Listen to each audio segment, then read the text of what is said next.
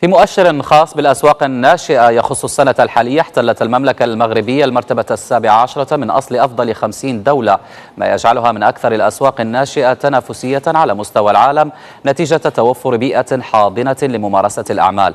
ووفقا لهذا الإعلان تصدر المغرب التصنيف مغاربيا وأفريقيا، فيما حل في المرتبة السادسة على المستوى العربي. للمزيد تنضم إلينا هنا في الاستوديو الزميلة أميمة سبيلة. أميمة، أهلا بك. أهلا بك نوفل، وأهلا بمشاهدينا الكرام. أميمة، أكيد هناك معايير عدة استخدمت من خلال هذا المؤشر لأجل تصنيف المملكة المغربية في هذا التصنيف على المستوى المغاربي والأفريقي وأيضا عربيا حتى هو مرتبة مشرفة. أي عوامل ربما جعلت المملكة تحتل هذا التصنيف؟ بالفعل نوفل، تصنيف آخر يضاف إلى التصنيفات العالمية التي تبوأ فيها المغرب مراكز متقدمة، ومن بين هذه العوامل الإصلاحات التي قامت بها المملكة في مجال ممارسة الأعمال وأيضا دعم القطاعين العام والخاص. نعم. أهلا بكم.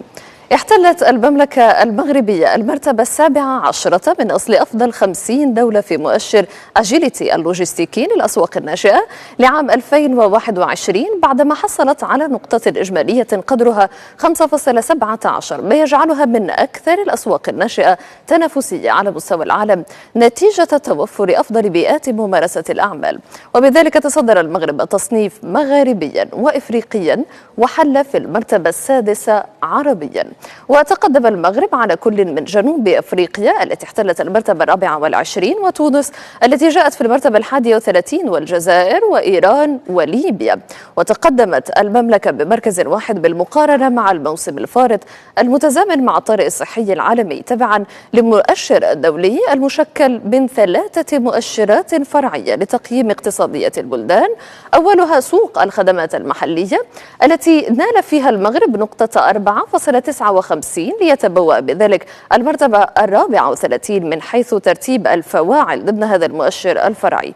ومنح تقرير المغرب نقطة تبلغ 5 في المؤشر الفرعي الخاص بأفضل الفرص اللوجستية الدولية، ومن ثم فإنه يصنف في المرتبة 15 على صعيد الترتيب العالمي، فيما نال نقطة إجمالية تصل إلى 6.70 من حيث أفضل الدول في ممارسة الأعمال، متفوقا بذلك على 41 دولة ضمن المؤشر الفرعي.